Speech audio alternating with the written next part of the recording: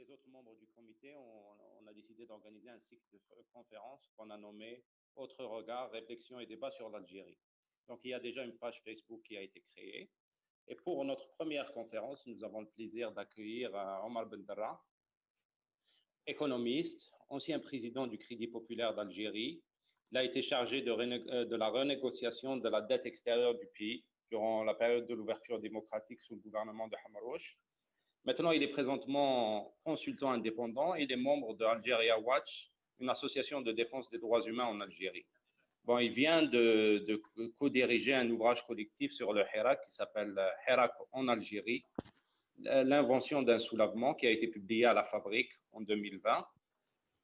Donc, cette conférence va se dérouler de cette manière. Je vais poser quelques questions à Omar Bendarra et après, on va ouvrir au public. Donc, nous avons quelques personnes qui ont été invitées pour interagir avec lui, mais tous les gens qui suivent le live ou qui sont sur Facebook peuvent envoyer leurs questions à partir de la page. Et on va, de cette manière-là, on va interagir avec M. Bendarra. D'abord, M. Bendarra, comment allez-vous? Merci d'avoir accepté notre invitation. Oh ben c'est moi qui vous remercie. Je vais bien. Je suis flatté d'être le premier invité de votre série de débats que vous inaugurez ce soir. Je trouve ça extrêmement intéressant pour échanger et multiplier les points de vue, les débats, les analyses. Nous en avons vraiment besoin. Nous avons, nous, Algériens, de la diaspora et à l'intérieur du pays, besoin d'éclairage, besoin de mettre nos idées au net, besoin de discuter entre nous. Donc, ma première question va être sur l'actualité du Hirak. Comment vous voyez la situation actuelle du Hirak? Et puisque c'est votre spécialité, on aimerait entendre aussi votre point de vue par rapport à la situation, ou plutôt l'impasse économique dans laquelle est l'Algérie. D'une manière générale, on peut dire aujourd'hui que l'Algérie est dans une sorte de coma politique et de spasme économique. L'économie est spasmée et la politique en Algérie est suspendue à un régime qui se raidit dans sa tradition autoritaire la plus primitive, la plus brutale, la moins en phase avec les mouvements de l'histoire et de la société. Le Hirak, vous le savez comme moi, le Hirak ne s'exprime plus par des manifestations depuis le début de la pandémie du Covid en Algérie, de la Covid-19 en Algérie. Donc, il y a, on le sent bien, le maintien d'une très grande mobilisation de la part de différentes couches de la population, de différents segments de la société.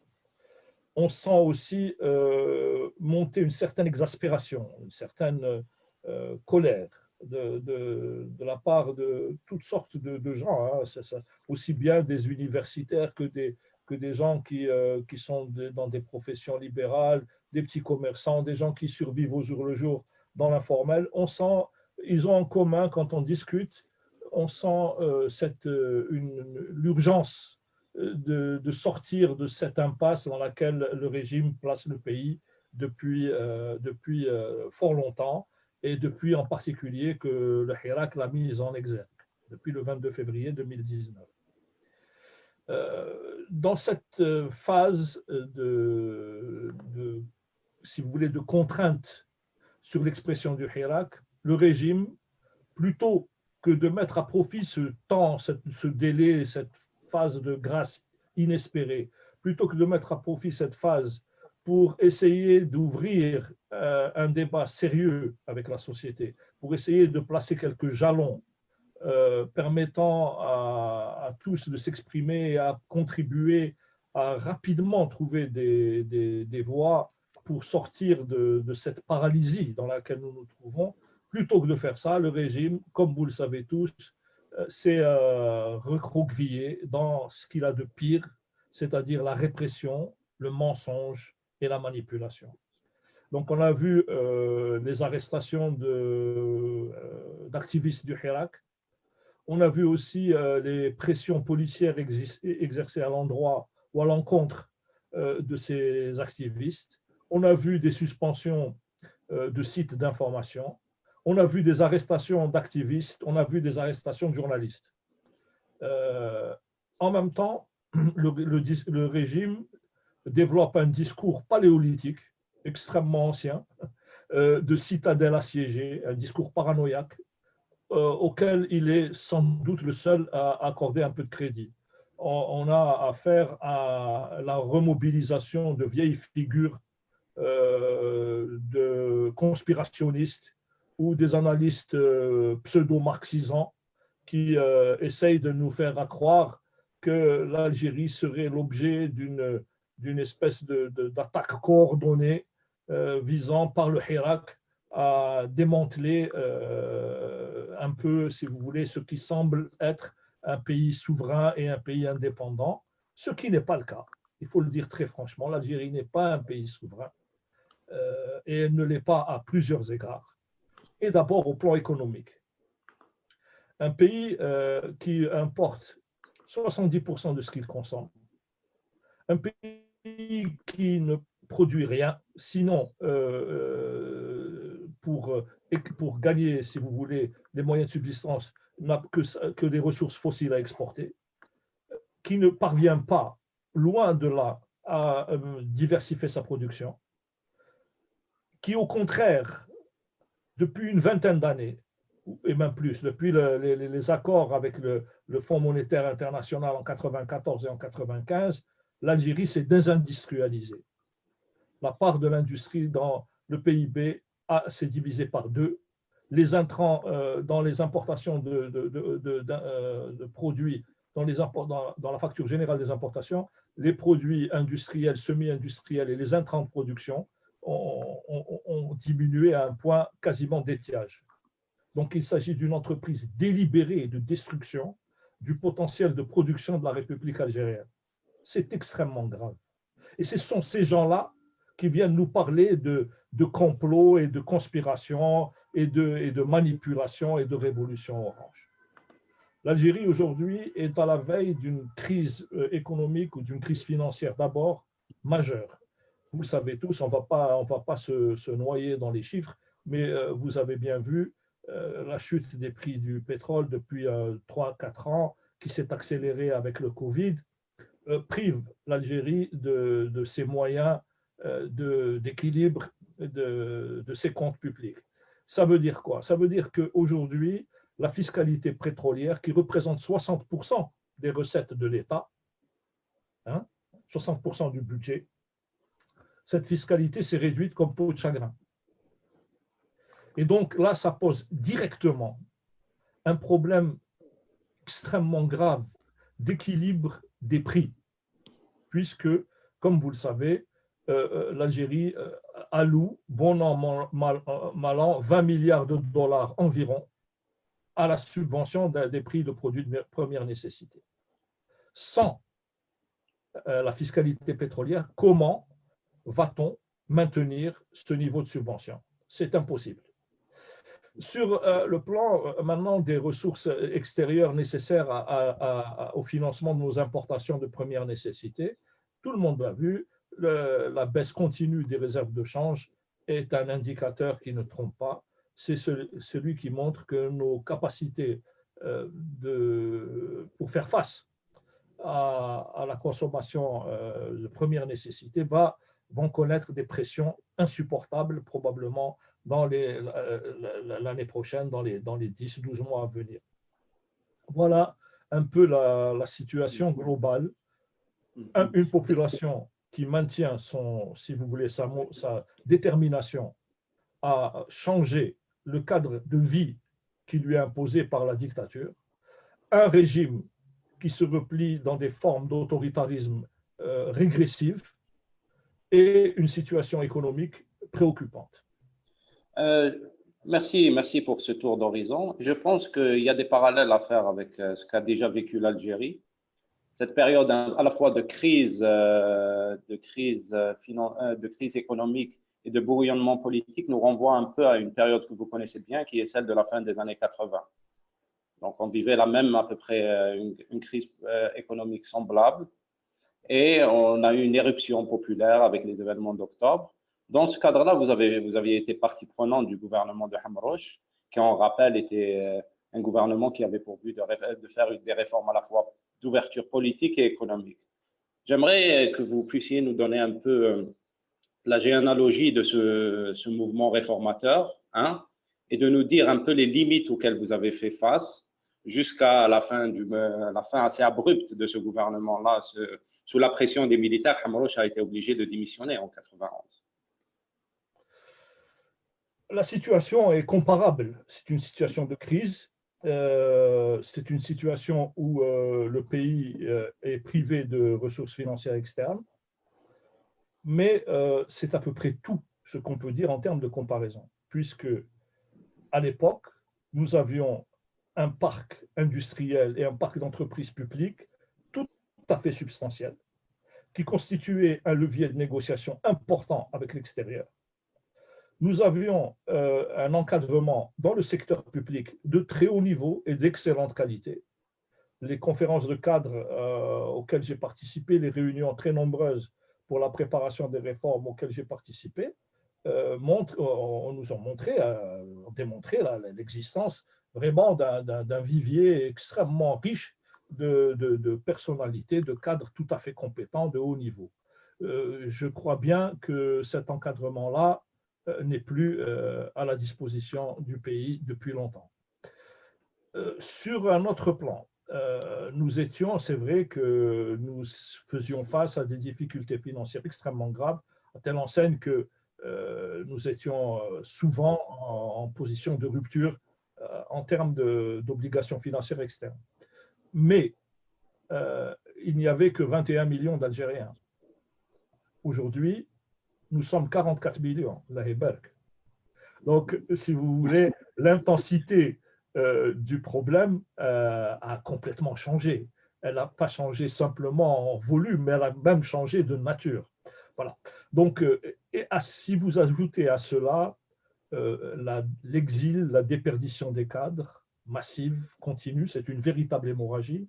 Si vous ajoutez à cela le bradage et la libéralisation sauvage de l'économie sans contrepartie de production, vous vous retrouvez face à une situation beaucoup plus préoccupante, beaucoup plus délabrée que celle à laquelle nous devions faire face à l'époque. Voilà. Ça, c'est juste pour aller vite dans la comparaison. Maintenant, qu'est-ce que c'était les réformes?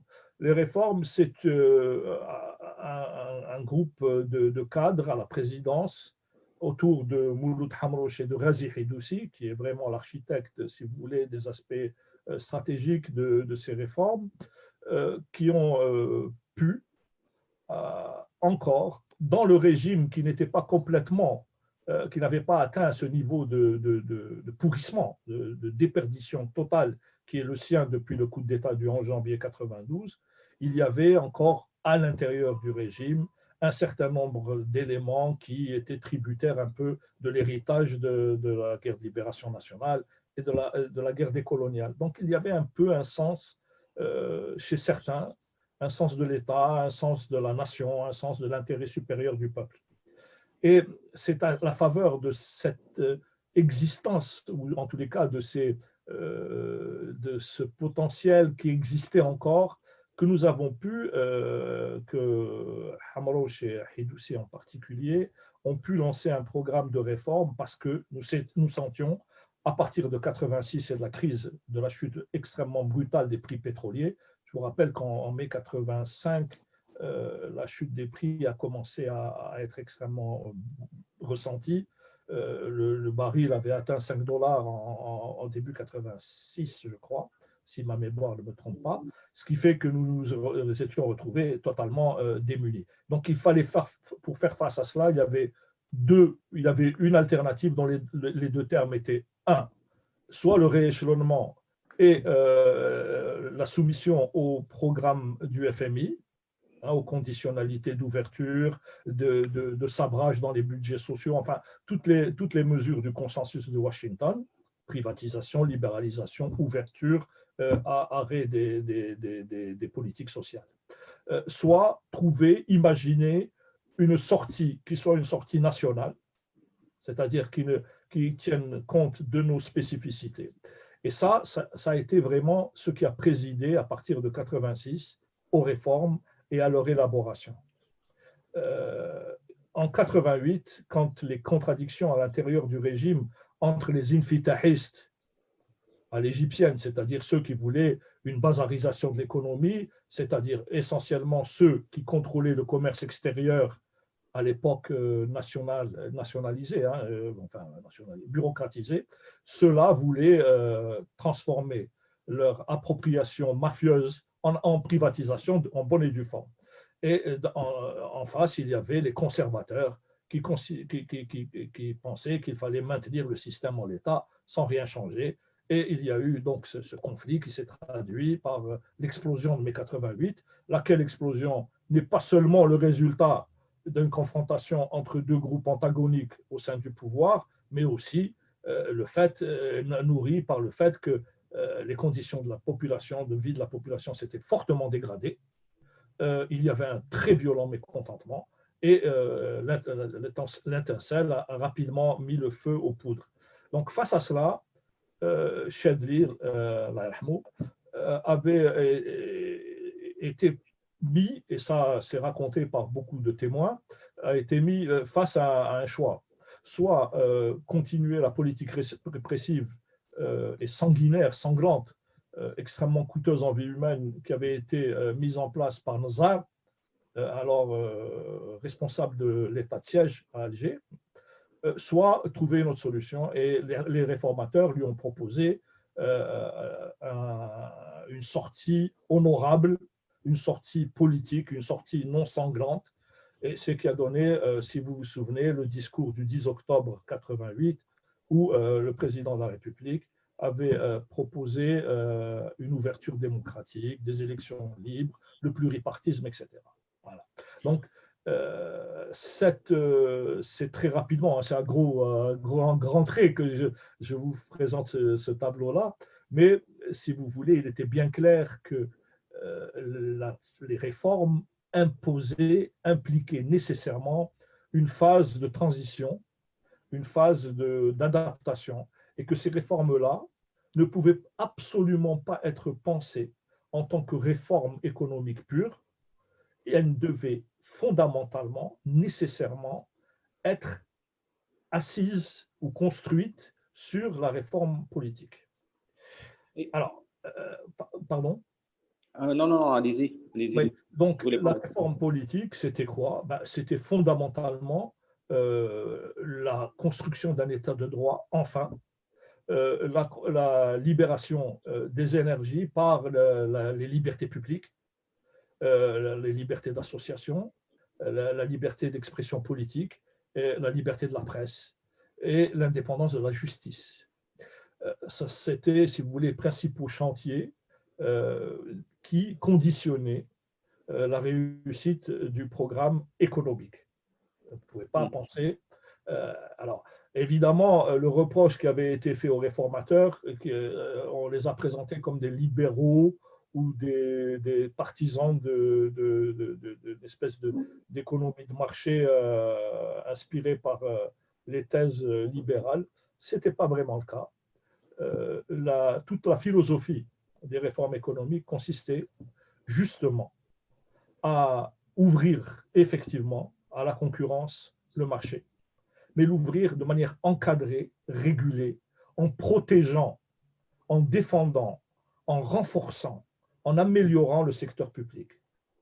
Parce que nous pensions qu'il fallait marcher sur nos deux pieds, qu'il fallait que le secteur privé puisse s'exprimer, comme partout ailleurs dans le monde. Nous ne voulions pas être la dernière Albanie économique de la planète et nous souhaitions évidemment, fondamentalement, compte tenu des structures politiques, sociales et économiques du pays, nous voulions impérativement défendre notre patrimoine public, nos entreprises publiques. Voilà. Et il faut bien comprendre que c'était ça l'ensemble des contraintes. Alors, pour réussir ou pour tenter d'avancer rapidement, il fallait lever l'hypothèque de la dette dont le service consommait l'essentiel des recettes pétrolières de l'époque.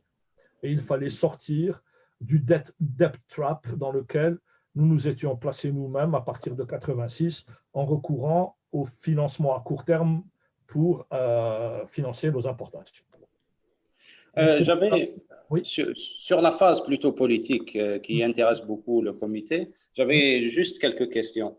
Oui. Premièrement, il y a toujours le reproche qu'on fait aux réformateurs d'avoir donné l'agrément au fils.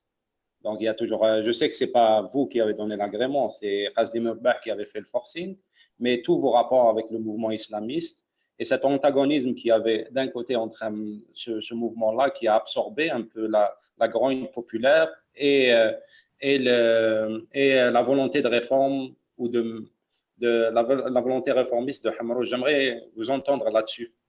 Est-ce que le mouvement islamiste a été un frein pour l'établissement des réformes?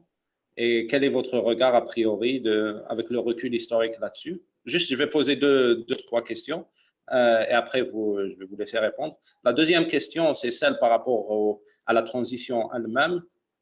Ça veut dire quand même, on a vu, je veux dire, dans toutes sortes d'autres contextes nationaux, quand il y a transition, il y a aussi justice qui vient avec. Et ce qui paraît paradoxal dans cette période-là, c'est que les gens qui ont perpétré les assassinats de octobre 88 étaient partie prenante du gouvernement. Il s'agit du général Nazar. Je ne sais pas jusqu'à quel point c'était illusoire de vouloir faire une transition en ne faisant pas une justice transitionnelle. Ça, c'est la deuxième question. Et la troisième question, c'est l'appui populaire. Le gouvernement Hamrouche n'avait pas un grand appui auprès de la population. Et c'est là où se pose toute la question du type de transition qu'on veut. Est-ce qu'il n'aurait pas fallu faire une constituante? Est-ce que c'était possible à l'époque de penser à une transition qui vient par le bas? Et finalement, est-ce que l'expérience des réformateurs ne nous dit pas l'impossibilité de réformer le système ou le pouvoir algérien de l'intérieur? C'est un champ extrêmement vaste que tu ouvres. Alors, ce qu'on peut dire pour le fils. Le fils, l'autorisation de se constituer en parti a été donnée par Abou Bakr Belkaïd à la veille du départ du gouvernement de Qasdi Merbah. Allah yarhamou, il pensait sans doute, je l'ai vu ensuite, je l'ai revu et à de nombreuses reprises, il pensait sans doute léguer une sorte de cadeau empoisonné aux réformateurs. Et longtemps, la Vox Populi a attribué à Hamrouche l'autorisation de se constituer en parti au fils. C'est absolument pas vrai. C'est Qasdi Merbah et Abou Bakr Belkaïd, Allah yarhamou. Alors, le fils, il faut bien comprendre que c'est effectivement, vous l'avez très bien dit, c'est un mouvement qui a concentré, qui a regroupé un peu tout le mécontentement populaire. Mais c'est un mouvement disparate, inorganisé, composite, hétéroclite, dans lequel le pire côtoyait le meilleur, comme on a pu le voir bien après. On a vu des gens aussi brillants que Abdelkader Hachani, côtoyer des aventuriers comme Mérani et d'autres que je ne cite pas par pudeur. Il y avait dans le fils une grande hétérogénéité. Malgré tout, si vous voulez, ce qui a dominé dans le fils et les événements de avril-mai 91 le montrent, c'est ce qui a dominé, c'est l'impréparation politique, l'incompétence politique, une grande ignorance de la nature des acteurs et des enjeux. La direction du fils s'est lourdement trompée dans son évaluation du rapport de force. Vous vous souvenez, en avril, quand a commencé la grève insurrectionnelle, ridicule, suicidaire, vous vous souvenez de discours des dirigeants du fils, dont Abbas Madani prétendant que les militantes du fils allaient manger les chars. Vous vous souvenez, c'est une aberration. Comment présenter Hamrouche ou Chadli, je ne sais plus, comme Smar Jaha, comme si Hamrouche et Chadli, qui étaient en quelque sorte les avocats, les défenseurs de l'ouverture du régime, étaient devenus les pires ennemis de l'ouverture vers l'islam politique. Donc, il y a eu de la part du fils une très grande responsabilité en termes de mauvaise évaluation du rapport de force et de mauvaise identification des acteurs. Et nous continuons à payer aujourd'hui le prix de ces erreurs majeures d'analyse et de stratégie. S'agissant de la transition et de la justice, je vous rappelle que nous étions dans des circonstances totalement exceptionnelles. Allah yarhamou, Si Hussein Aït Ahmed disait de l'expérience réformatrice qu'elle avait été une ouverture démocratique par effraction. Et c'était vraiment exactement cela. J'en suis témoin. Ce qui a été fait par Hamrouche et Hidoussi dans cette période-là a été un véritable détournement politique. L'appareil de pouvoir algérien était viscéralement opposé aux réformes, viscéralement opposé à l'idée de partager le pouvoir. Viscéralement. Donc, il s'agissait dans les faits, et c'est pour ça que Hamrouche avait négocié avec Chadli une transition de 3 ans. Essayer de remodeler le rapport à l'intérieur du régime pour qu'il soit un peu plus favorable à l'ouverture démocratique. Mais nous savions que nous étions tout à fait minoritaires. L'appareil sécuritaire, nous le savions, était complètement corrompu et nous savions que les chefs de l'armée, pour l'essentiel, pas tous, à l'époque pas tous, ça a changé depuis, mais à l'époque pas tous, l'essentiel de l'appareil militaire était composé d'individus extrêmement peu recommandables et d'aventuriers politiques. On le savait. Mais il fallait bien tenter de faire quelque chose, et c'est ce que nous avons essayé de faire. Les réformes politiques et économiques entamées à partir de septembre 89 et qui ont duré jusqu'au 3 juin 91 ont été une tentative, la dernière, de transformation interne du système. Voilà. Donc, effectivement, cette transformation interne du système n'a pas été comprise. Nous n'avions pas le temps ni les moyens de mobiliser la population. Il fallait aller aussi vite que nous le pouvions et nous n'avions pas de relais politique. Je vous rappelle qu'à l'exception de Si Abdelhamid Mahri qui dirigeait alors le FLN, au début, nous étions bien seuls. Nous avons été ensuite rejoints par les camarades du FFS, mais dans une phase secondaire, souvenez-vous, après les municipales.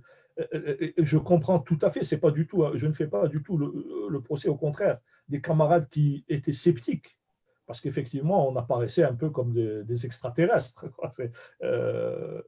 Tenir un discours d'ouverture démocratique, de liberté publique, d'état de droit, de justice souveraine à l'intérieur du régime, ça paraissait assez incongru. Mais il y a eu quand même, je ne sais pas si vous vous souvenez, des mesures extrêmement parlantes, extrêmement éloquentes, notamment la fin des attachés de sécurité préventive dans les entreprises et les administrations, quand nous avons essayé d'arracher les institutions du pays à l'emprise de la police politique. Ça a été assez bien compris, assez bien vu par les cadres. Donc, il n'y avait pas d'assises populaires de masse, ça c'est vrai. Il y avait même une très grande incompréhension. Comme je vous l'ai dit tout à l'heure, certains pensaient que nous étions des ultra-libéraux au service du FMI. Et je me souviens une fois, je partais en mission, je ne sais pas où, et puis dans le Beida, il y avait une grève d'Air Algérie, et puis un jeune qui passe, il me regarde comme ça, il m'avait vu, je ne sais pas où. Il dit, l'économie de marché, d'accord. Donc, c'est vrai qu'il y avait, comment vous dire, un certain préjugé qui ne nous était pas favorable. Et si vous voulez gagner l'adhésion de la population dans des conditions extrêmement adverses qui étaient les nôtres, n'a pas été simple. L'ouverture médiatique ne s'est pas traduite mécaniquement, parce que la police politique avait ses hommes. Hein, vous savez très bien que l'essentiel des journalistes de parti unique étaient des correspondants plus ou moins honorables de la police politique, et que donc ceux-là se sont vite retrouvés comme des porte-voix extrêmement motivés, opposés à la tentative de réforme. Hein. Donc, nous n'avions pas cette assise populaire, mais nous avions l'assise des cadres. Oui, merci pour ce tour d'horizon. Comme vous parliez, je me suis rappelé aussi que Mahri, en parallèle des réformes de Hamrouche, essayait de réformer le FLN de l'intérieur. Il avait aussi à faire face à tous les barons du FLN. Cette question-là va pouvoir faire la transition sur ma troisième question, qui porte sur Saint-Egidio. Bon, Saint-Egidio, c'était une réunion des partis politiques d'opposition algérienne en pleine guerre civile, ou plutôt, comme disait Ayed Hamid, guerre contre les civils, qui était à l'initiative de la communauté catholique de Saint-Egidio, et dont le but était de trouver une solution politique et pacifique à la crise algérienne des années 90. Vous étiez partie prenante, vous étiez aux côtés de Mahri à cette époque-là. Donc, pouvez-vous nous dire un peu l'historique de cette réunion, nous parler un peu de la plateforme qui en est sortie et des raisons si on veut, c'est pas un échec, mais pourquoi cette plateforme-là n'a pas prise à l'époque? Ce qu'on peut dire, hein, pour faire tirer le bilan de cette tentative aussi, c'est que bon, la communauté de Saint-Egidio n'a pas été vraiment à l'initiative. Elle a été approchée par divers militants algériens pour servir un peu de cadre d'appui logistique, d'appui, comment vous dire, infrastructurel à cette démarche-là.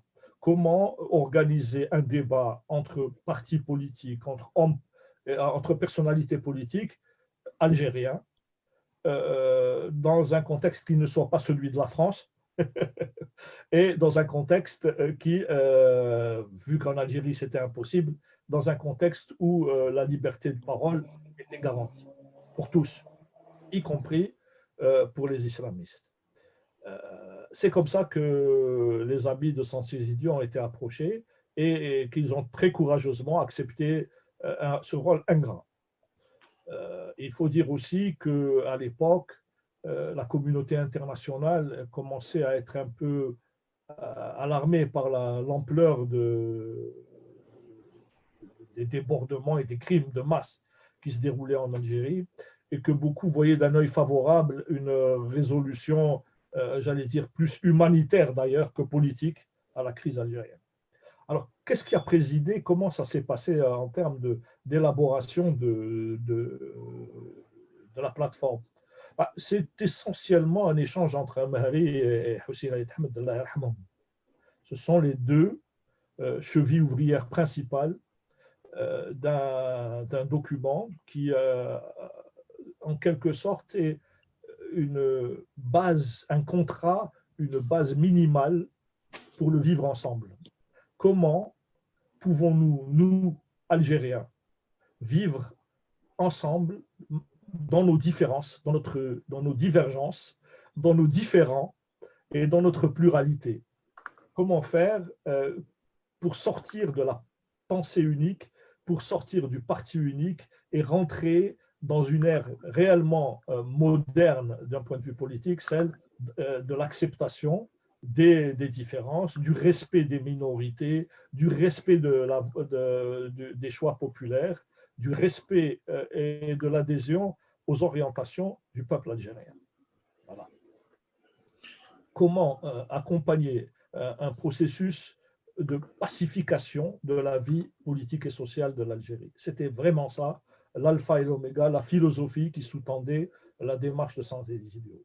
Vous savez, vous en souvenez, la réponse extrêmement vulgaire et grossière du régime. Nous refusons cette plateforme en gros et en détail. Vous vous souvenez de cette formule qui avait été prononcée par des espèces d'aides du président Zeroual pour refuser cette démarche-là.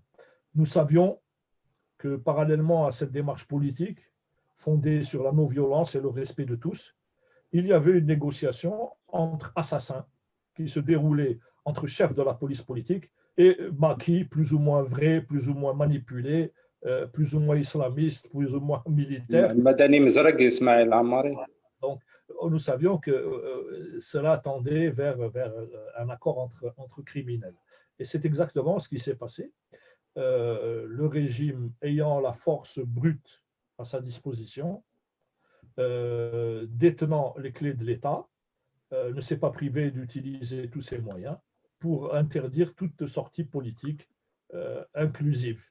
Et c'est exactement sous d'autres formes et bien sûr dans un autre contexte ce qui est en train de se dérouler aujourd'hui à travers les manœuvres sur la Constitution. Ok. Pour revenir un peu, juste un petit rappel, quand vous parliez, j'ai eu un petit rappel, c'est vrai que le gouvernement algérien était en guerre contre Saint-Egidio, mais qu'aussi les groupes islamistes armés, soi-disant islamistes armés comme le JIA, étaient aussi en guerre contre Saint-Egidio, ce qui en faisait peut-être une communauté d'intérêt. Pour revenir un peu sur l'actualité, il y a un projet qui nous tient à cœur dans le groupe de la Constituante. Ça a coupé, Amine, il faudrait juste reformuler, ça a coupé un instant. Ah, ok. Donc, comme je disais, pour revenir un peu à la situation actuelle, il y a une question qui est celle de la transition, plus particulièrement de la Constituante qui nous tient à cœur. Donc, on aimerait avoir votre avis là-dessus. Comment est-ce que c'est possible de penser à une Constituante dans l'état actuel de l'Algérie contemporaine? Est-ce qu'on a la classe politique pour mener à bien cette transition-là? Et d'où peut venir la transition vers la démocratie qu'on souhaite tous? Je peux donner juste un point de vue et très modestement. Très modestement. Moi, je crois qu'effectivement, la Constituante est un objectif politique stratégique fondamental. Le jour où nous pourrons organiser dans la sérénité des élections pour désigner une assemblée constituante, ce jour-là, la crise algérienne sera grandement résolue. Est-ce que les conditions actuelles permettent d'envisager à court terme une telle éventualité? Malheureusement, non. Je ne le crois pas.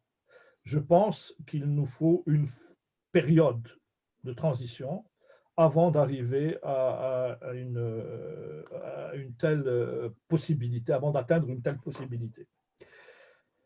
Je crois que si la sagesse, dans un monde pur et parfait, si la sagesse commandait aux décisions du régime, il suffirait de quelques textes très simples, levant les lois d'exception, levant les interdictions d'exercice des libertés publiques, quelques textes extrêmement simples, autorisant la justice à fonctionner sans tutelle policière, pour que nous puissions avoir le minimum de prérequis, de conditions préalables à l'entrée dans une phase de transition. Avec qui? Comment? Moi, je crois qu'il n'y a pas, en Algérie, il n'y a pas un problème de pénurie de cadres politiques. Si vous, comme moi, vous avez vu et entendu les animateurs du Hirak parler tout au long de l'année dernière, c'est très impressionnant. Moi, j'ai entendu des femmes et des hommes d'une qualité exceptionnelle. Je le dis sans aucune démagogie. J'ai entendu des jeunes de 25 ans, de 30 ans, des filles, des garçons formidables, s'exprimant avec une conviction, une clarté, une structure dans leurs propos qui sont tout à fait admirables. Cela, c'est le levain des élites réelles de ce pays. C'est cela qu'il faut pousser, qu'il faut encourager, qu'il faut mettre en avant. C'est cela qu'il faut soutenir. C'est à cela qu'il faut parler aujourd'hui pour qu'ils soient, eux, très rapidement, demain, avec leur génie, avec leur capacité extraordinaire, qu'ils soient à même de prendre à leur compte cette problématique extrêmement grave de la reconstruction politique du pays. Moi, je suis très optimiste quand je regarde la jeunesse algérienne. Vraiment, hein. Quand je regarde la société algérienne et quand je vois comment ça s'est passé ces 12 derniers mois, avec quelle maîtrise, quelle finesse, quelle élégance, quelle compétence, moi je crois que nous n'avons pas à nous inquiéter, vraiment, hein, nous n'avons pas à nous inquiéter des capacités de personnel à assumer la transition politique. L'Arbi Ben Mehdi, il disait mettez la révolution dans la rue, le peuple algérien la reprendra. Eh bien, voilà, c'est vraiment la vérité. Moi, je crois que de ce point de vue-là, il n'y a aucune inquiétude à se faire. La transition, malheureusement, elle dépend fondamentalement du régime. Aujourd'hui, vous le voyez bien, ce régime est complètement crispé. Il est recroquevillé dans un discours extrêmement archaïque, un logiciel qui est écrit dans un langage depuis très longtemps tombé en désuétude, et qu'il est le seul à parler, d'ailleurs. Je ne sais pas si vous remarquez, mais il utilise une logomachie qui est vraiment celle du parti unique des années 70, avec le mouvement, avec l'élan révolutionnaire en moins. Donc, il y a une sorte d'ossification de ce régime qui est très vieux. Hein. D'un côté, vous voyez ce Hirak jeune, même s'il est soutenu par les générations précédentes, par nous, par les vieux, ce Hirak est jeune. Et en face, vous avez des vieillards, souvent dont le discours est incohérent, inconsistant. Écoutez les propos du chef de l'État désigné, du Premier ministre, de tous ces gens-là, comparé avec le discours de ces jeunes, et la sanction, elle est immédiate et quasiment irrémédiable. Vous avez en face des partenaires de très inégale valeur. Malheureusement, les plus mauvais, ce sont ceux qui détiennent les rênes du pouvoir et les capacités de nuisance qui bloquent la situation. Merci, merci. Je pense qu'on va ouvrir aux invités pour une ronde de questions. Donc, j'ai Ali qui veut poser une question. Ok. Bonjour tout le monde. Bonjour pour Omar. Excusez-moi. Si vous pouvez juste vous présenter avant de poser la question, dire votre nom pour les auditeurs. Ali Ahdaden. Bonjour Omar et bonjour à tout le monde et merci pour Omar Bendera de nous avoir fait cette présentation excellente. Bon, je vais aller dans le vif du sujet qui nous concerne, c'est par rapport à quelle issue pour l'Algérie présentement. Il y a plein de tentatives, autant de ce qu'on appelle l'opposition que dans le pouvoir. J'appelle opposition parce qu'il y a une bonne partie de ce qu'on appelle opposition qui est inféodée au réseau des services, et ça fait partie du réseau des services. Bon, ceci étant dit, devant l'échec de tentatives d'imposer un changement par le haut, il y a plein d'exemples, celui des réformes, celui de juste après l'indépendance, où imposer un régime par le haut, ça s'est terminé par un coup d'État. Il y a eu des tendances qu'on appelait socialisantes qui ont été utilisées par Boumedienne quand cet élan était favorable. Ça s'est produit par des échecs. Il y a eu l'usage de ce que j'appellerais des tendances islamistes qui ont été utilisées en partie dans la violence par le pouvoir et ses réseaux. Ça a produit tout vers les échecs.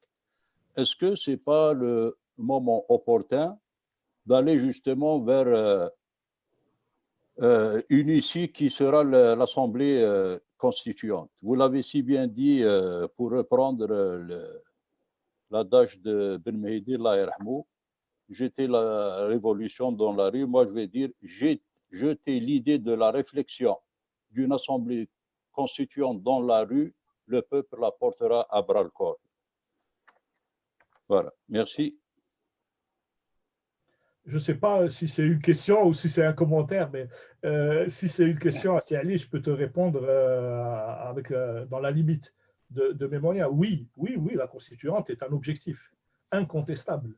Je crois qu'on ne peut rien construire de légal et de légitime qui ne soit fondé sur l'expression du peuple. Donc, la constituante est bien sûr le moyen idéal de parvenir à un accord politique opérationnel. Mais, encore une fois, je pense que la constituante est davantage, dans les circonstances présentes, davantage un objectif à moyen terme qu'une réalité probable à court terme. Alors, tu parlais d'opposition. Moi, c'est un mot qui m'a toujours fait rire en Algérie, l'opposition de Sa Majesté. Je ne sais pas où elle se trouve, cette opposition. Le régime vient de nous le démontrer aujourd'hui en nommant hier ou avant-hier un secrétaire général du RND et aujourd'hui un secrétaire général du FLN qui sont des opérateurs ou des agents de très bas étage de la police politique. Je crois qu'il n'y a pas d'opposition. Et c'est justement ça qui nous interdit aujourd'hui de penser à court terme à une assemblée constituante. Il faut que nous ayons la possibilité de nous organiser pour avoir des élections qui soient représentatives, qui aboutissent à un résultat représentatif pour fabriquer justement, constituer cette assemblée constituante. Voilà. C'est un préalable. Sans que nous puissions arriver à former ces conditions-là, nous n'aurons pas d'assemblée constituante digne de ce nom. Nous risquons d'avoir, encore une fois, des manipulations, encore une fois, des interférences, comme nous les connaissons depuis l'indépendance. Bon, effectivement, mais aller sur le terrain, justement, aller auprès du peuple, c'est ça le frein qui utilise les services avec ces relais. Et j'ai dit tout à l'heure, les partis dits d'opposition, dont plusieurs sont inféodés au pouvoir. Oui, j'ai bien compris. Donc, d'ailleurs, dès le mois de mars-avril 2019, ceux qui prônaient une assemblée constituante, ces opposants disaient que ça, c'est un long processus, ça peut prendre 1 an à 2 ans. Ce 1 an à 2 ans l'a déjà passé. Moi, je pense qu'il ne faut pas... Est-ce que, justement, on doit avoir besoin d'une classe politique au préalable avant d'aller à l'Assemblée constituante? Moi, je pense que non.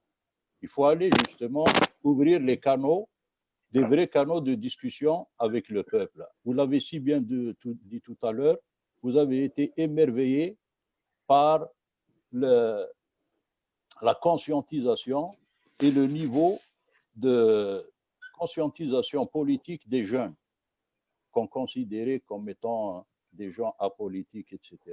Si on va dans le peuple profond, on sera surpris là.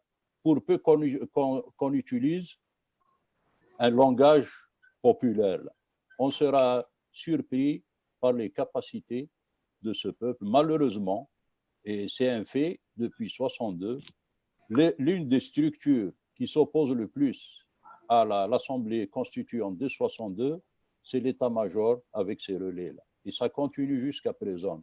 C'est l'état-major à travers ces relais, y compris les partis politiques qu'ils domestiquent, qui, quand on les voit ces jours-ci sur le terrain, pour mettre frein à tout contact avec Exactement. la base. Voilà.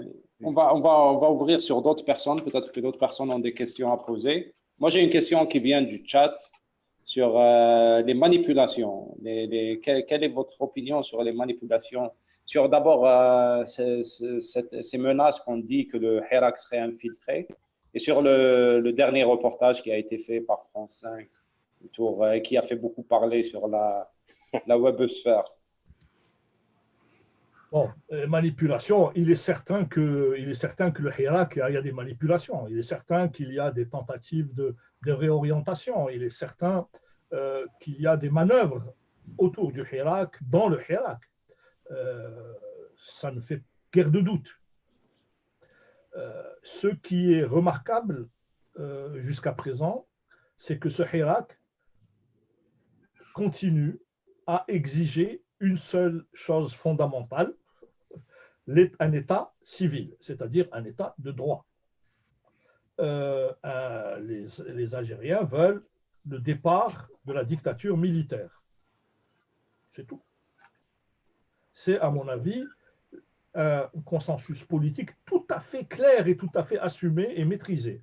Contrairement à ce que d'aucuns pensent, les Algériens savent qu'ils ne partagent pas les mêmes opinions, ils savent qu'ils ont des idées peut-être contradictoires, mais ils savent qu'ils ont une chose en commun, c'est le refus de cette situation de non-droit dans laquelle ils vivent. Donc ça, les manipulations, il y en a. De la main étrangère, il y en a, mais moi je crois que la main étrangère, elle est surtout dans le régime.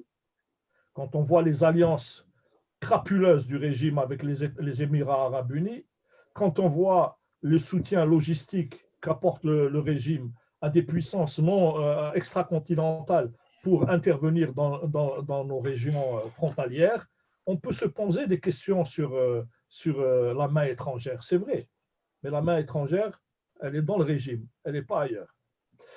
S'agissant maintenant de ce documentaire que je n'ai pas vu, je ne vous le cache pas, parce que par principe, je ne regarde jamais ce que fait la télévision française sur l'Algérie. Je connais les médias français, je vis en France depuis 27 ans, je sais que ce sont des médias qui sont contrôlés de manière soviétique par les appareils idéologiques d'État français, et je sais qu'il ne faut absolument rien attendre de ces médias-là. Nous l'avons vu dans les années 90, je ne sais pas si les plus anciens se souviennent des émissions de la télévision Arte, où on nous présentait une passionnariat de la libération féminine avec un petit verre de vin à côté pour faire moderne, et qui s'est révélé être ensuite une ministre de la Culture particulièrement corrompue, et ainsi de suite. Donc, vous voyez la continuité de la propagande néocoloniale sur l'Algérie. Le regard néocolonial des médias français, il se confirme. Ce documentaire, semble-t-il, aurait mis en scène des jeunes des franges supérieures de la moyenne bourgeoisie algérienne en train de consommer de l'alcool et de parler de sexualité, ce qui est absolument tout à fait normal, licite. Moi, je crois qu'on peut parler de tous les sujets. Vladimir Lénine disait il n'y a pas de petites revendications. Je crois qu'il n'y a rien qui interdit de parler de ce genre de choses, mais de ne parler que de ce genre de choses, ça devient tout à fait suspect, ça devient problématique. Et il faut dire que c'est une tradition française. Le colonialisme français voulait moderniser la femme algérienne en la dévoilant en 1958. J'ai été témoin de ce spectacle. Et je crois qu'il y a en permanence, dans ce pays, en France, l'idée que la liberté s'articule à la liberté de mœurs. Il y a l'idée profonde que sous-jacente peut-être à un héritage littéraire, c'est peut-être l'importance du marquis de Sade dans les inspirateurs de la Révolution française, mais en tous les cas, il y a un discours permanent sur la sexualité. Et c'est à travers ce prisme que beaucoup d'analystes, d'observateurs fondent leur regard sur l'Algérie. Et si vous le remarquez bien, les supplétifs indigènes recrutés par les médias et les appareils idéologiques français pour porter des analyses sur la situation algérienne partent tous de la même base, c'est-à-dire de la frustration sexuelle supposée des Algériens. Je ne sais pas, je n'ai jamais rencontré ça, mais enfin c'est possible, là, et de la nécessité impérieuse de libérer les Algériens. Bon. Moi, je crois que les Algériennes et les Algériens se libèrent à leur façon. Ils n'ont pas besoin de tuteurs. La dernière fois qu'ils ont eu un tuteur qui voulait leur imposer la modernité, ils l'ont chassé à coups de fusil. Donc, la modernité algérienne se fera selon des normes algériennes. Alors, là, maintenant, quelle est la finalité politique de ce genre de documentaire dans les conditions actuelles? S'agit-il de dire aux Algériens que finalement le Hirak, c'est un Hirak type mai 68? Si c'est ça, je pense que c'est une manœuvre grossière vouée à l'échec. Encore une fois, moi j'ai une confiance absolue dans ces jeunes-là, j'ai une confiance absolue dans la société algérienne et dans ses capacités de discernement. Je n'ai pas vu le documentaire, mais tous ceux qui m'en ont parlé m'ont tous dit, là, on a compris, on sait très bien dans quelles eaux ils veulent nous amener. Ils veulent nous amener à nous détacher du Hirak au prétexte que ce serait une entreprise licencieuse de jouissance personnelle, etc., etc. Les gens ne sont pas dupes. Donc, la finalité politique française de ce genre de documentaire, c'est de dire mezzo voce, de manière un peu indistincte, mais tout à fait présente dans la substance, de dire que finalement les mœurs françaises sont l'avant-garde de la civilisation et nous avons en Algérie des gens qui pensent comme nous, qui sont un peu le reflet de notre civilisation. Bon, c'est vrai, c'est peut-être exact, mais si ça met ces gens-là à l'aise de penser que leurs problèmes et leur façon de les poser sont repris par une partie du public algérien, tant mieux. Moi, je ne suis pas du tout convaincu que ce soit le cas. Je crois qu'au contraire, les Algériens se posent d'autres problèmes et le problème des libertés publiques passe très en avant. Le problème de l'état de droit passe très en avant. Les libertés individuelles, formelles, etc. sont extrêmement importantes, mais elles ne peuvent pas s'exercer valablement dans le cadre d'une dictature corrompue qui mène le pays à la catastrophe. Voilà. Oui, merci. Je vais donner la parole à Najat. Donc, attendez. Merci, merci Amine. Moi, ma question, je m'excuse, je suis arrivée en retard, donc peut-être que ça a été, si ça a été couvert, vous m'excuserez. Mais je vais commencer par ce que vous avez dit, M. Bendarra, vous avez dit qu'il n'y a pas d'opposition en Algérie. Puis, ma question est la suivante. Souvent, on discute beaucoup des responsabilités du régime algérien quant à la fragilisation de l'opposition algérienne en général, ou de la classe politique, ou de la classe ou de la société civile.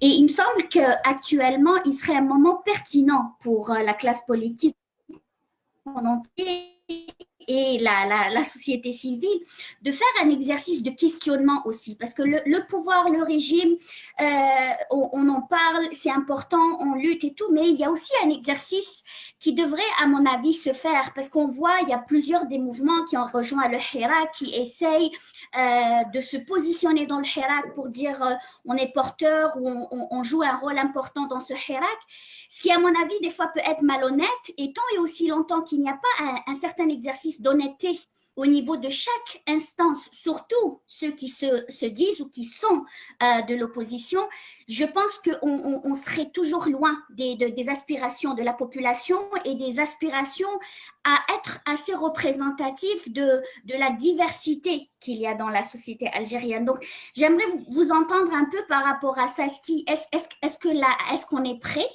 au niveau de l'opposition qui n'a pas été nécessairement créée par le pouvoir algérien ou la société civile qui a su ou qui a pu ou qui a essayé résister au régime algérien? Est-ce qu'on est prêt à faire cet exercice-là ou on continue à faire l'autruche pour et je ne minimise aucunement l'ampleur ou la gravité des pratiques du régime algérien à fragiliser, à infiltrer, à tuer les différents mouvements.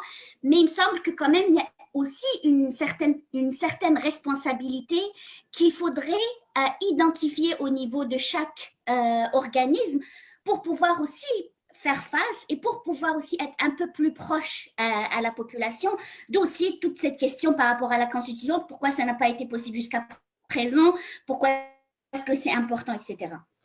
Je pense qu'on va prendre une série de questions pour, vu le temps qu'il nous reste. Donc, Boualam. Oui, bonjour, Monsieur Bendarra. Bienvenue, marhaba bik. Voilà, moi j'ai une question.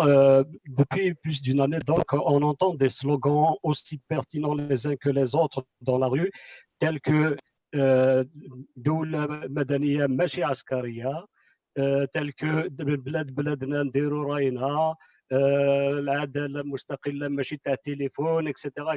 Tous des slogans qui dénotent une conscience aiguë de nos populations.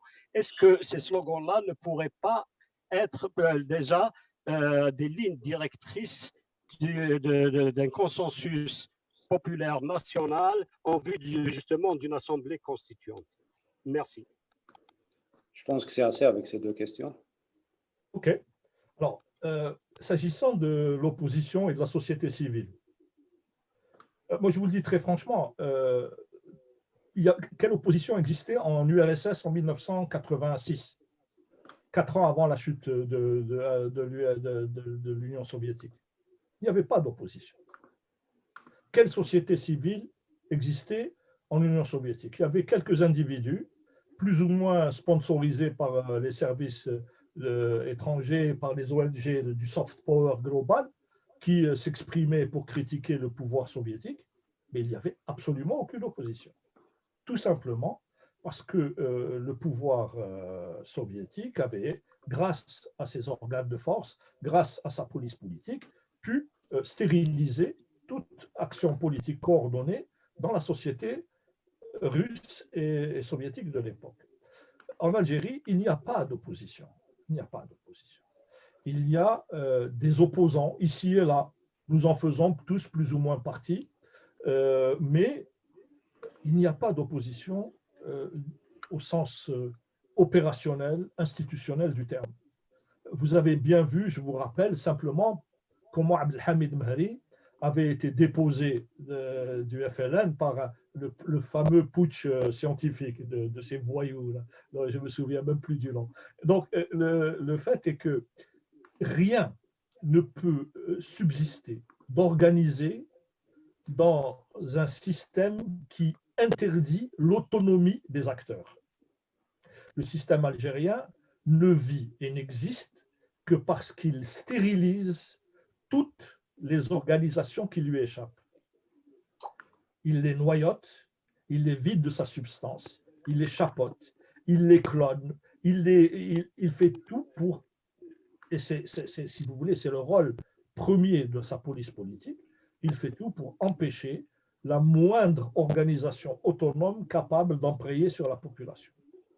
Donc, la réaction du peuple du Hirak, cette réalité extrêmement connue, que nous avons tous vécue, la réaction du peuple du Hirak, c'est de dire on n'a pas d'organisation. On n'a pas de chef, on n'a pas d'organisation, on n'a pas de leader, on n'a pas de chef qui peut être acheté, on n'a pas d'organisation qui peut être infiltrée. Nous avons des slogans. C'est le camarade qui a intervenu en dernier lieu a totalement raison. Ces slogans sont la base du consensus politique minimal préalable à une constituante.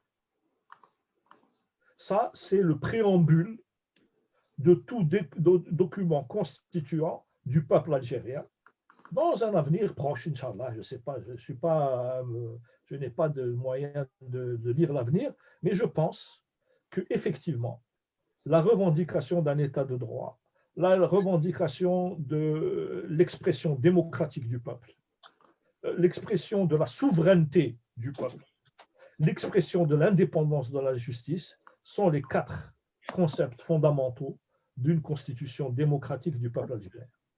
Et ça viendra. Les conditions sont appelées à changer. Nous souhaitons de toutes nos forces que ces conditions restent non violentes, restent pacifiques, restent sages et maîtrisées.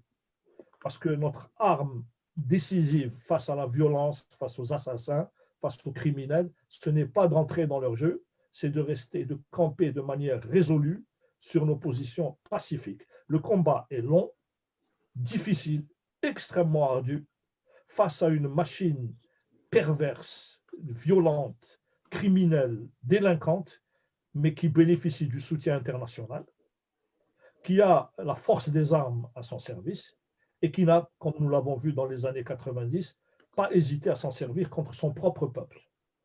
Donc, face à cela, nous n'avons que la détermination de notre engagement pacifique. Et ces slogans que le frère Boualem, je crois, Oui. que le frère Boualem vient d'énumérer, sont effectivement la base de ce qui sera demain nos forces d'opposition, ce qui sera demain nos partis politiques, aussi différents les uns des autres que nous sommes les uns et les autres différents. Inch'Allah, je crois que c'est ça, c'est tout un peu le rêve algérien, hein, c'est le rêve de liberté du peuple algérien qui s'est réenclenché le 1er novembre 1954. Ce rêve-là, eh bien, il sera mené à son terme. Il est difficile aujourd'hui d'en dessiner les contours, tant la situation est vraiment négative et adverse, mais ça, c'est vraiment ce qu'il y a au plus profond de notre tradition de résistance. Au vu du temps qu'il nous reste, je vais prendre un dernier round de questions. Donc, s'il y a d'autres gens qui veulent se rajouter, ils peuvent juste lever la main. Donc, j'ai Taïeb et après j'ai Mouloud. Donc, Taïeb, je vais juste unmute ton micro.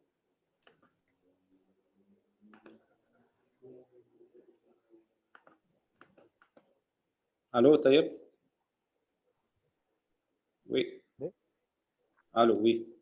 Oui, bon à vous les invités. Pour moi, j'ai une question.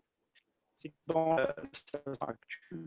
on ne t'entend pas très bien, Taïeb. La qualité de la connexion laisse à désirer.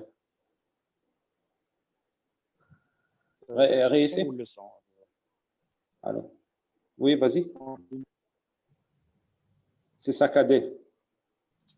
Ouais. Si peut-être tu peux. Je suis désolé, c'est saccadé. Si tu peux peut-être écrire la question et moi je la poserai à Omar parce qu'on n'arrive pas à entendre clairement ce que tu dis. Désolé. Les aléas de l'Internet, quoi. Mouloud?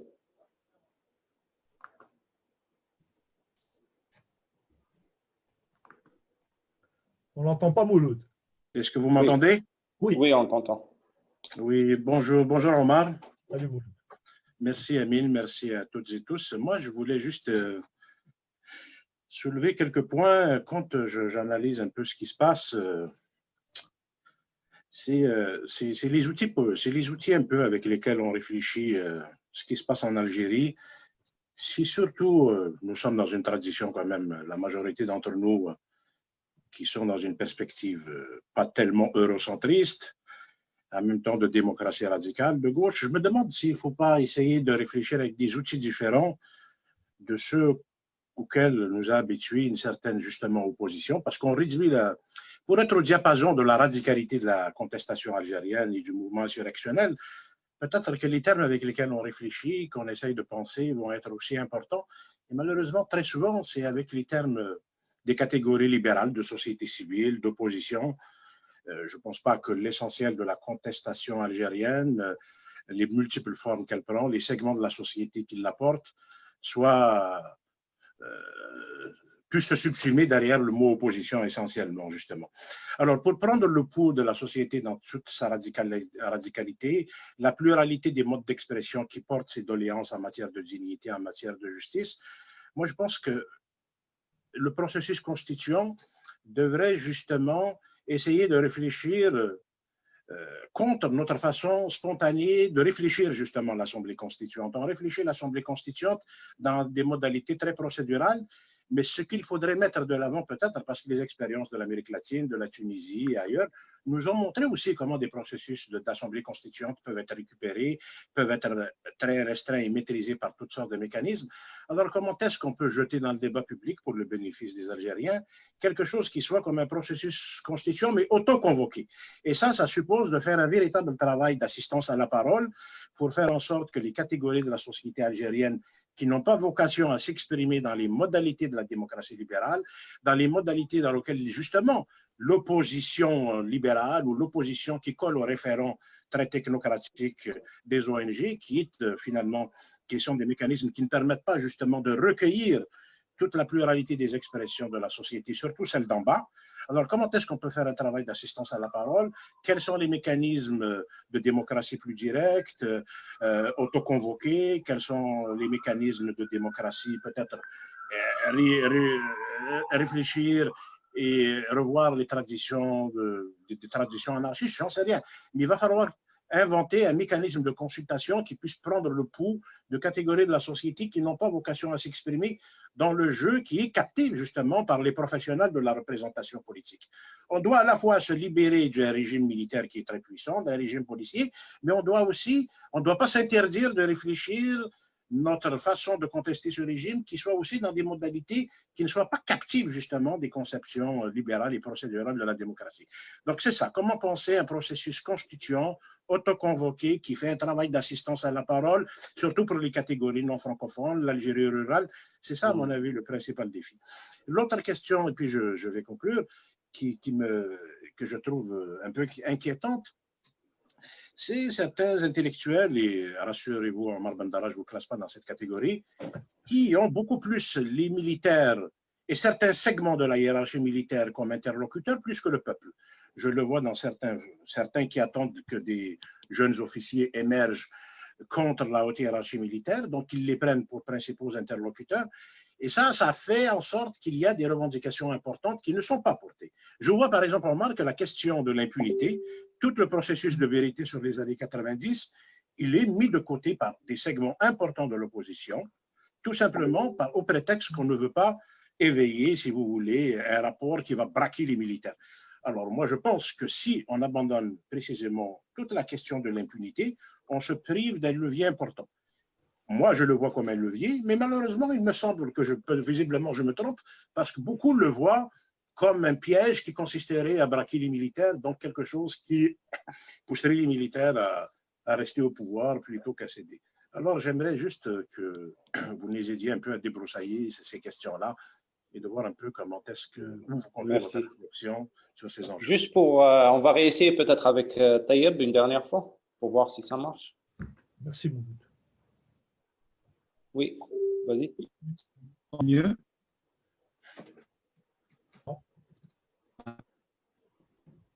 Ah, ça marche pas mieux.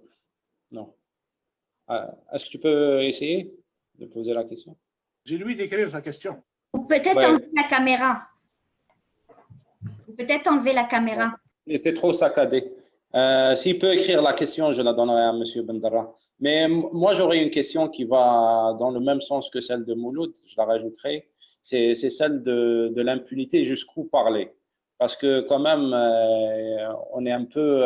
souvent, quand on évoque la décennie noire, on nous dit qu'il ne faut pas en parler, ça va diviser. Après, on voit certains politiciens qui sont dans un processus de recyclage, qui étaient par exemple membres du CNT, qui reviennent en avant-plan. Là, on peut les nommer. Hein. Il y a Soufiane Djilali, il y a comment elle s'appelle? Zoubida Assoul. Zoubida Assoul, voilà, merci. Et d'autres. Et ils sont partie prenante du processus. Donc, jusqu'à quel point on peut… Et il y a toujours le fait que la population les rejette toute la classe politique. Jusqu'à quel point le fait que la population rejette cette classe politique n'est pas en lien intime avec ça. Et jusqu'à quel point, si on accepte ces gens-là, pas si on les accepte, mais s'ils sont partie prenante du processus de transition, nous n'allons pas tomber encore dans une énième guerre de clans voulue par le pouvoir. Bien. C'est voilà des questions compliquées. Alors, la première, s'agissant de l'appareil conceptuel dans lequel nous devrions penser notre action et penser nos modalités de mobilisation et de reformulation de cadres politiques. Je suis complètement d'accord avec toi, Mouloud. Il n'y a pas l'ombre d'une hésitation. Mais je crois aussi qu'il existe dans nos traditions populaires des formes de débat et d'assemblée générale qui sont tout à fait conformes à ce que tu décris. C'est-à-dire des automobilisations populaires qui sont des mobilisations autonomes, mais pas aussi spontanées qu'on le croit, qui sont bien plus organisées, bien plus méthodiques qu'on veut bien que les anthropologues ne veulent les présenter. Oui, je crois qu'on peut faire appel à toutes les facettes, à tout l'héritage, à toutes les capacités d'organisation du peuple, hein, y compris les plus anciens, les plus archaïques. Nous l'avons vu quand il y a eu le début de la pandémie de la Covid-19.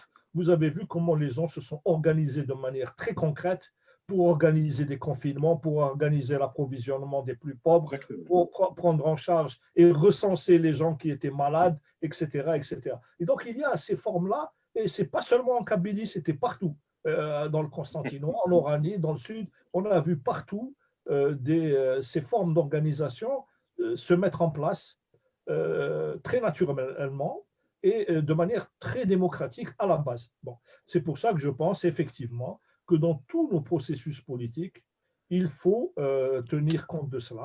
Je pense que l'apport, si vous voulez, méthodologique occidental, entre guillemets, pour aller vite, hein, il est extrêmement utile, mais il n'est pas suffisant et il n'est pas complet. Et il doit être nécessairement adossé, appuyé, construit sur nos propres capacités d'organisation et d'analyse et de méthode d'organisation. Voilà. S'agissant maintenant de l'impunité, alors, il n'y a pas de solution politique, quelle qu'elle soit, constituante ou pas constituante, qui ne soit pas le fait d'un compromis. Le problème de ce que les militaires algériens ont commis dans les années 90 est d'une gravité extrême. Et il ne saurait être traité par-dessus la jambe, occulté ou minimisé. Je ne me sens pas le droit, pas du tout, ni l'autorité à quelque point que ce soit, d'aller dire à une mère de disparu,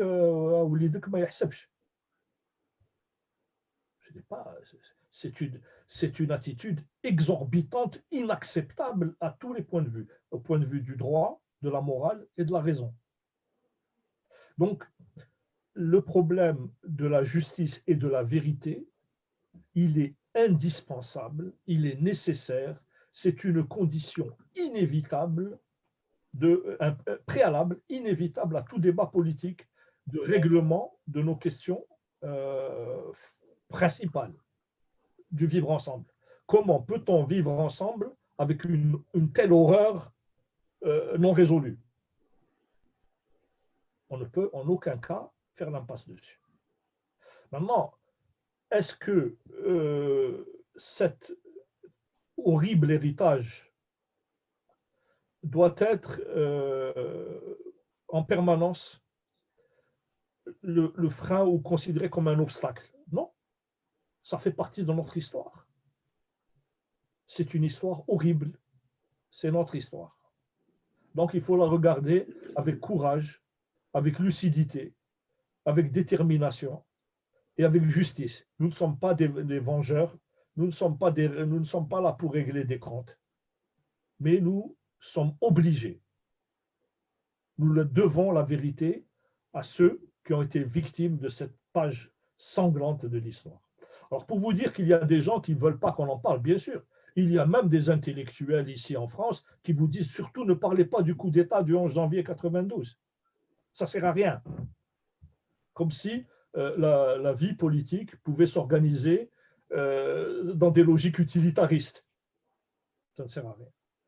L'histoire ne sert à rien, la mémoire ne sert à rien, le passé ne sert à rien. Il sert. Le passé est une nécessité vitale pour garantir notre avenir. Régler les questions en suspens et la question des dépassements absurdes, abominables de la guerre contre les civils, de la sale guerre contre les civils, eh bien, c'est une question essentielle. Je ne crois pas que nous puissions faire l'impasse dessus. Maintenant, si on parle de gens qui ont, de ces intellectuels qui sont à la recherche finalement d'une, qu'est-ce que je voulais vous dire sans être trop péjoratif, qui sont à la recherche d'une reconnaissance politique. Il y en a beaucoup en Algérie. Ce qui me fait sourire, c'est que beaucoup ont le même âge que moi. Donc, quand vous avez plus de 65 ans et que vous avez encore besoin de reconnaissance politique, c'est que quelque part, psychologiquement, il y a quelques failles. Bon, ce qu'on peut dire, c'est que ces entreprises, si vous voulez, de fabrication, comment dire, mécanique, d'acteurs politiques, de jeunes officiers, de vieux officiers, d'intellectuels, d'universitaires, ces élites autoproclamées qui ne sont pas des élites. Parce qu'il y a beaucoup d'intellectuels autour de cette discussion-là. Chacun sait parmi nous que ne forment une élite que ceux qui ont la charge de transférer vers les pouvoirs les doléances de ceux qui n'ont pas la capacité de s'exprimer, qui n'ont pas les moyens de s'exprimer, qui n'ont pas l'usage de s'exprimer, c'est-à-dire des catégories les plus faibles, les plus démunies, le mustad'afoun. Les élites sont celles qui prennent en charge les besoins de la population dans ces catégories les plus fragiles et les transportent vers le pouvoir.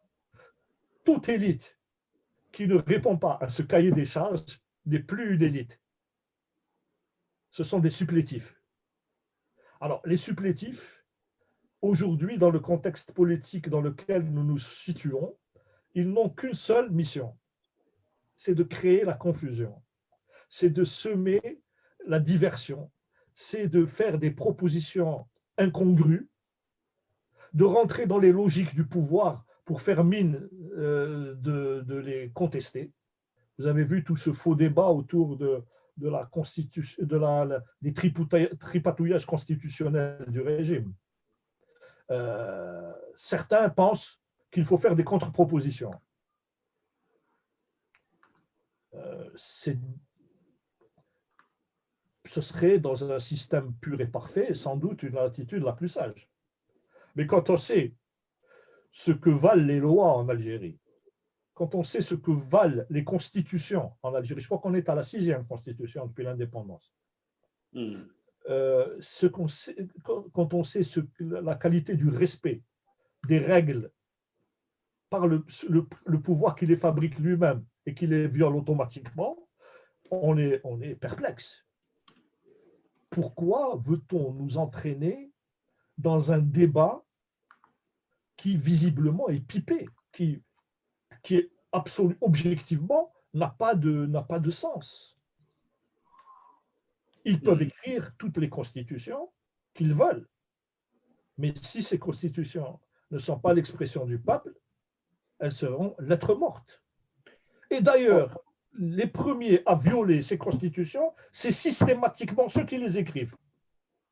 Merci beaucoup pour cette réponse. On doit finir bientôt et j'aimerais laisser les dernières 10 minutes pour parler un peu de votre livre. Donc, le livre que vous avez co-dirigé avec Rafiq El-Bdjaoui, François Jaz et Salima Mellah, qui s'appelle Hirak en Algérie, l'invention d'un soulèvement. Je vais être honnête, je ne l'ai pas lu au complet. J'ai lu quelques textes, mais j'ai trouvé que c'était très varié comme livre. J'aimerais que vous nous en fassiez une présentation. Voilà, Rachid est en train de le projeter sur le live. Donc, si vous pouvez nous glisser quelques mots sur le livre, s'il vous plaît. Alors, ce livre, il est né d'échanges et de discussions que nous avons eues à l'intérieur d'Algeria Watch. On reçoit énormément de questions. On reçoit beaucoup de courriers, des mails. On n'a pas les moyens de répondre à tous, puisque nous sommes une toute petite organisation bénévole.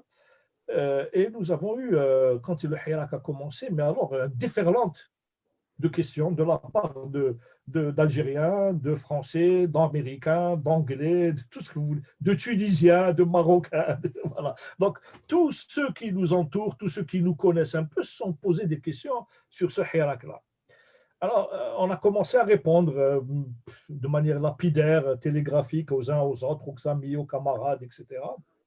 Et on s'est rapidement rendu compte que ce n'était pas si simple que ça, qu'il fallait vraiment présenter une réalité qui était extrêmement compliquée, complexe, qui nécessitait une diversité de regards et une pluralité d'approches pour aboutir à expliquer ce qui a déclenché le Hirak.